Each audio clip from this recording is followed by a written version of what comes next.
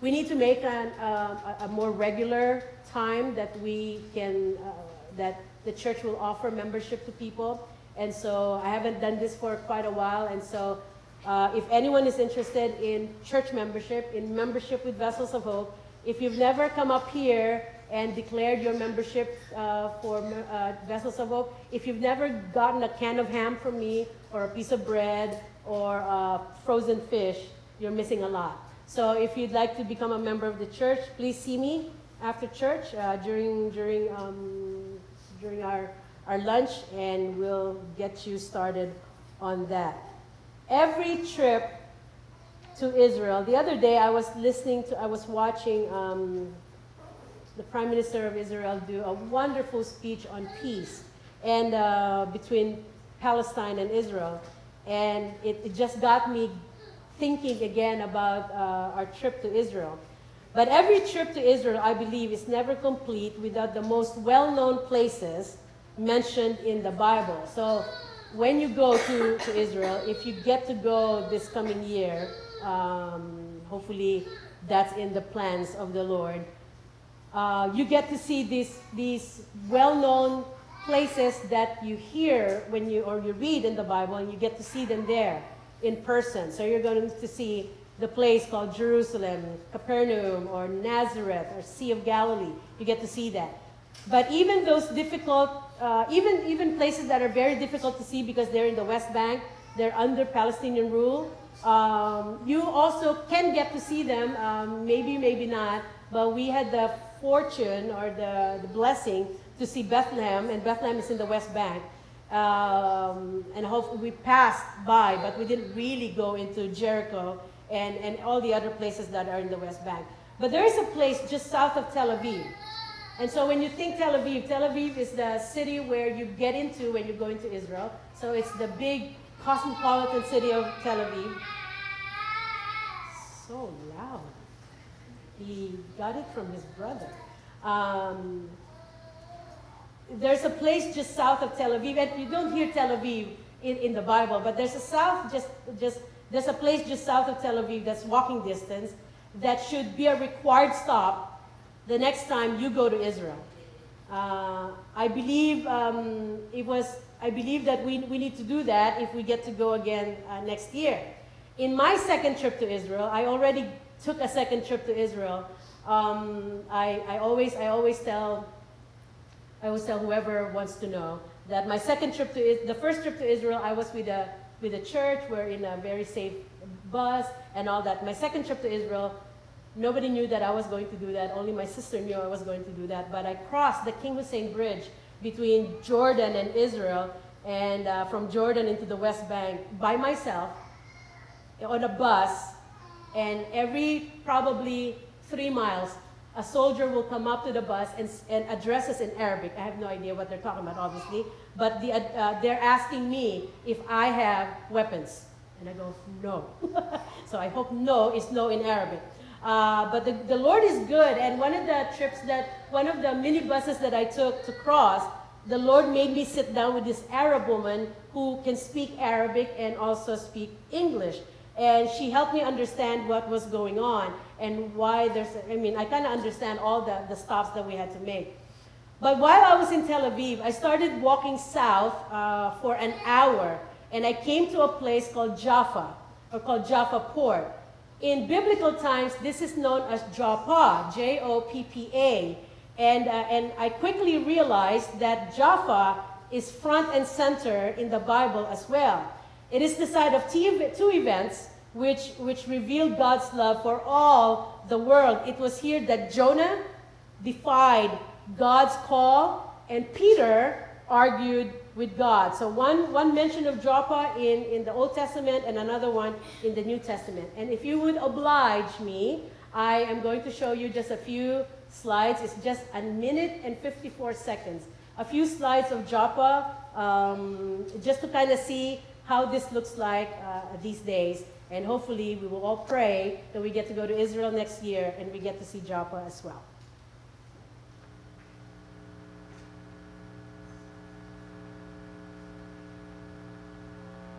And my sound's not working.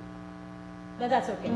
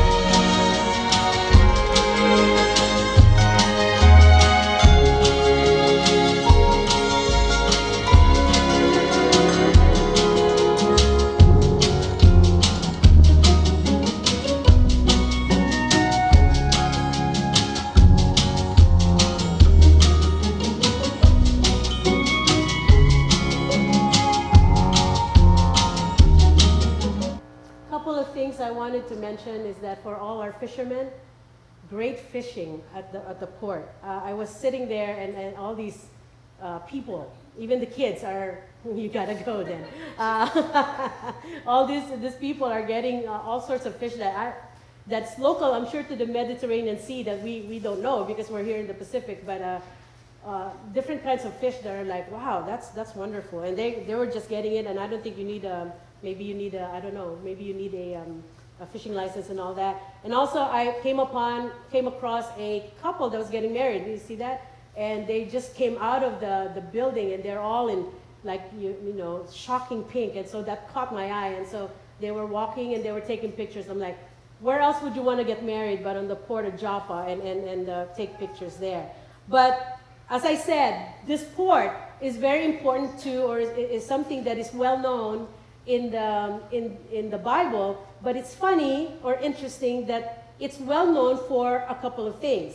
And so first, let's remember Jonah. So I want you to go to Jonah chapter 1, verses 1 to 3. We're not going to read into the whole thing, but I'm going to assume that that's something that you already know, the story of Jonah and the fish, or the big fish, or the whale. I heard that the kids were talking about that. So at some point they were being taught about the story of Jonah. But this is how it goes in the beginning. The word of the Lord came to Jonah, son of Amittai. Go to the great city of Nineveh and preach against it, because its wickedness has come up before me.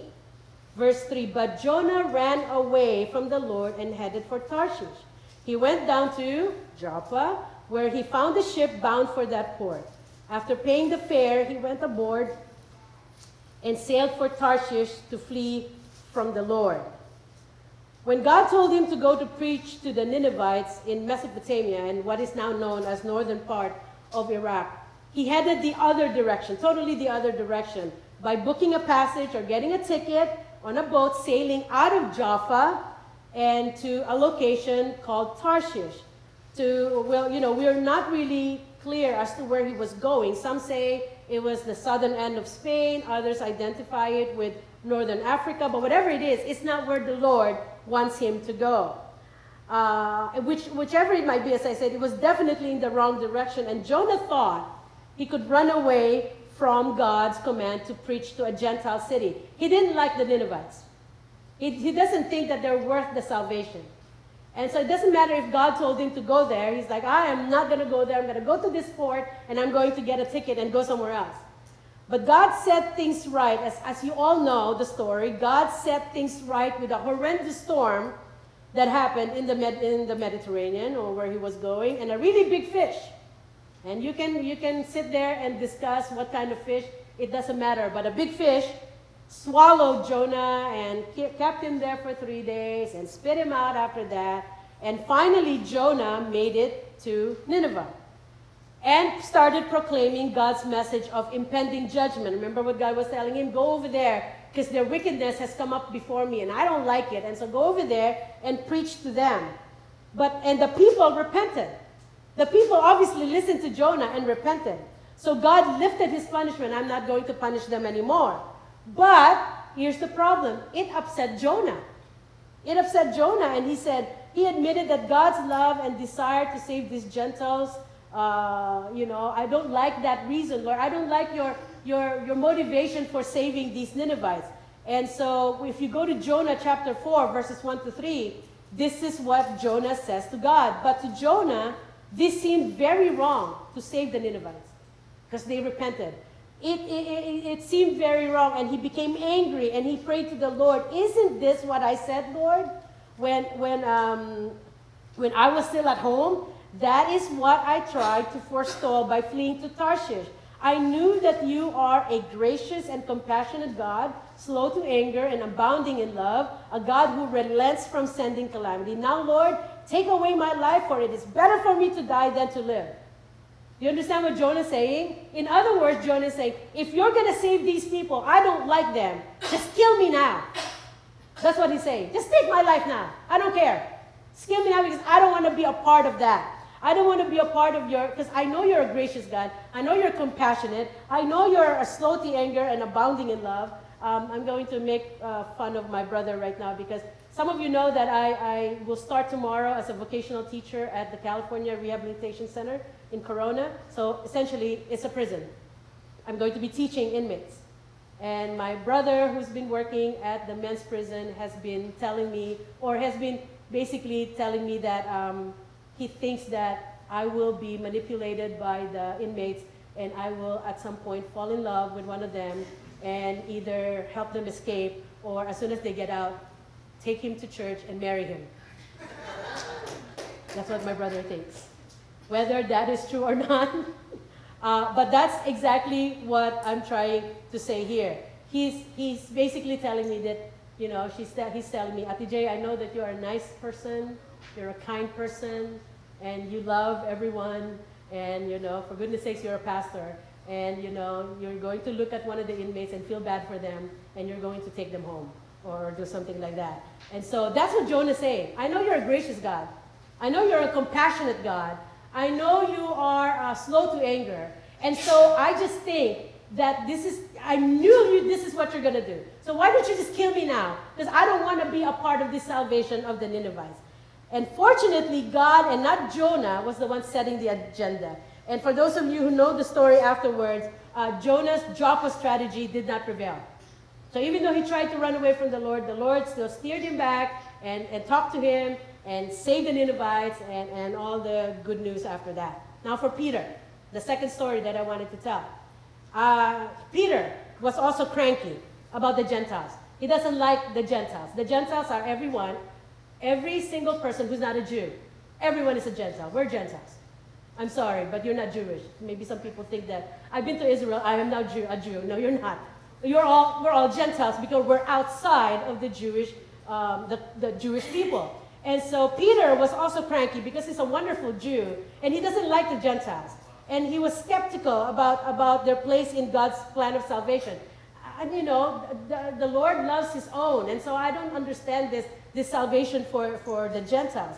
And so we find him in Joppa again at the end of Acts 9. And he came there, he went to Joppa in response to pleas from believers who had lost a dear saint, Tabitha, also known as Dorcas. And so Dorcas passed away, and so with apostolic power, he went to Joppa and raised Tabitha from the dead, and then chose to stay a while in town. I don't blame Peter, because Joppa is a nice place to be in. And so while Peter was in Joppa, an angel of the Lord appeared to a Roman military officer in Caesarea.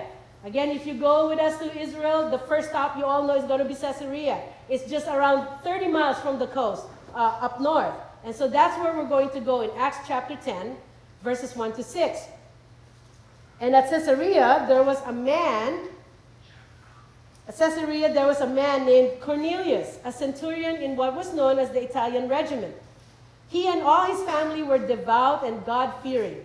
He gave generously to those in need and prayed to God regularly. One day, at about 3 in the afternoon, he had a vision. This is Cornelius. He distinctly saw an angel of God who came to him and said, "Cornelius." Cornelius stared at him in fear. "What is it, Lord?" he asked. The angel answered, "Your prayers and gifts to the poor have come up as a memorial offering before God. Now send men to Joppa to bring back a man named Simon who is called Peter." Remember, Peter is like hanging out in Joppa. He is staying with Simon the tanner, whose house is by the sea. Of course, it's by the sea. Remember, as you read those verses, Cornelius is a Roman officer, which means what? Is he Jew or Gentile? He's a Gentile. And as messengers were on the way to Joppa, so now he goes, okay, I'm going to send messengers to Joppa to get this guy Peter, the Simon that the Lord is talking about. Now we're going to jump to verses 9 to 16, because now the story switches to what's going on with Peter. And so Peter had his own special revelation from God. So Acts chapter 9, verses 9 to 16, just a few pages after, this is what it says. About noon the following day, as they were on their journey and approaching the city, the messengers that were sent by Cornelius, Peter went up on the roof to pray. He became hungry and wanted something to eat. And while the meal was being prepared, he fell into a trance. He saw heaven opened and something like a large sheet being let down to earth by its four corners. I want you to imagine that. And this is what it contained: all kinds of four-footed animals, as well as reptiles and birds. Then a voice called him and said, "Get up, Peter, kill and eat." And Peter said, "Did I hear you right? Surely not. I, Lord, surely not." Peter replied, "I've never eaten anything impure or unclean." The voice spoke to him a second time, "Do not call anything impure that God has made clean." And this happened 3 times. This vision that Peter had happened 3 times, and immediately the sheet was taken back to heaven. The Lord presented Peter with a variety of animals. So think about it, this large sheet, maybe California king size,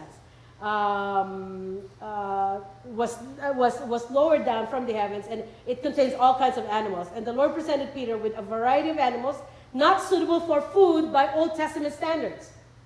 As a Jew, Peter's like, "I don't eat that. I don't eat those things. Those are unclean animals. We're not supposed to eat that." And then when he heard God tell him to kill and eat them, Peter basically reeled at the thought of consuming, for instance, a reptile. You're not supposed to eat a reptile. And he objected. And God rebuked him, declaring that he had no right to call anything unclean something or everything that God has declared clean. And as soon as Cornelius' servants appeared, Peter is probably still arguing with God with that. But Peter went ahead and traveled with them to Caesarea. This is what happened after that, where he happily told the good news of Christ to the unclean Gentile. You've got Cornelius and his household. It's like he went ahead and talked to them. From chapter 10, verses 34 to 35, just 2 verses. Then Peter began to speak. "I now realize how true it is that God does not show favoritism, but accepts from every nation the one who fears him and does what is right." It had dawned on Peter that God shows no partiality. Even in every nation, anyone who fears him and does what is right is acceptable to God. It doesn't matter if you're Jew. It doesn't matter if you're the dirty Gentile. It doesn't matter if you're the clean, law-abiding Jew or the, I don't know a thing about the law, dirty Gentile. Both Peter and Jonah's experiences make Joppa, that city that I just showed you, a place where they defied God and argued with God. A place where we go to and say, sometimes when I was reading this, and I was thinking about Joppa, I go, well, we have our own Joppas here. We may not go to a certain city where we feel like we need to argue with God or we need to defy God, but I truly believe that every single one of us have at some point, or maybe it's happening right now, that we like to argue with God, that we want to defy God. That if God tells us to do this, we don't do that. If God tells us, go over there, I don't want to do that. Go take that job, I don't want to do that. Go speak to that person, I don't want to do that. There's a place in our lives where we defy God. We do not want to follow what His Word says. We do not want to follow what He would do. And we go to that place and we come to the Lord and we say, I'm hurt, Lord. I'm brokenhearted. I'm going to stay here in my Joppa and I'm going to pity myself. There are times in our lives where we come to the Lord and present our broken relationships to Him. We tell Him, I was just slapped in the face by this person. I was just stabbed in the back by my friend. I'm in this situation, Lord, and I really don't want to be as gracious as you are. I know you're compassionate. I don't want to be as compassionate as you are. I don't want to be as kind as you are. You don't understand, Lord, and this is where we start arguing with Him. You don't understand, God. Someone wronged me. Someone hurt me. Someone betrayed me. This morning I was reading something. I don't know why the Lord took me to this article. A pastor was writing it, and it says, 5 lousy reasons you should leave your church. And I thought it was funny, because they are lousy reasons. I'll share that with you next time, but not right now. But when I was reading that, I kept thinking about all the pastors in this world who have gone through so much heartache because their members have left their church. And so they're sitting there and going and arguing with the Lord and saying, Lord, you don't understand. But this person left me. This person, I'm presenting to you my broken relationship. This person slapped me in the face. This person stabbed me in the back. And we cry out to the Lord and they say, look at what so-and-so did to me, Lord. Look at that, what that person did to me. Look at how he wronged me, or she wronged me, or someone hurt us, or someone betrayed us. And we cry out to the Lord and we say this all the time. You know, and someone did this to me behind my back. I'm done with this person, Lord. I'm done with this member. I won't tell you who that is. No, I'm just kidding. But I'm done. I'm sure pastors have done that, have said that. I am done with those members. I am done with those people. Look at what they done. I don't deserve this. And those people don't deserve me. And you might say that to yourself. My husband doesn't deserve me. My wife doesn't deserve me. My friend doesn't deserve me. No way, Lord. And I'm going to do something that Jonah said. Just kill me now. You want me to forgive them? Just kill me now. You want me to extend your graciousness to them and be compassionate towards them? Just kill me now. I don't want to be a part of that. I'm done with this, Lord. He or she doesn't deserve me. No way, Lord. I'd rather be dead than work on this. Those Ninevites don't deserve me. Those Ninevites don't deserve you, Jonah said. Those dirty Gentiles don't deserve salvation, Peter said. They don't deserve salvation. And then ever so gently, just like what he did with Jonah and Peter, he calms you down and he says to you, forgive and do what is right. The lesson is clear. If you have reservations about extending God's command, if I have reservations about extending God's command to be gracious, to be compassionate, to be slow to anger, to be abounding in love towards other people, even people of other nations, regardless of how they have treated you, regardless of how he has hurt you or she has hurt you, regardless if they deserve it or not, I pray that you will be reminded of this place called Joppa. God will find us there and will proceed to set our mind straight. So if there is anyone in this room right now who has a Joppa in mind and says, Lord, I'm going to be here, I'm going to sit here and argue with you and defy you and let you know, Lord, that that person hurt me too much for me to forgive. That situation I was in, I don't want to go back to that again. I don't want to reach out to those Gentiles. I don't want to reach out to those ex-members. I don't want to reach out to those unlovable people. Kill me now, as Jonah said. What is he calling us to do? Yes, he who is gracious, who is compassionate, who is slow to anger, and abounding in love. Again, the question is for all of us. What does he want you to do? I pray that you will go back to read what Jonah did, what Peter did in this wonderful city called Joppa. Let us pray.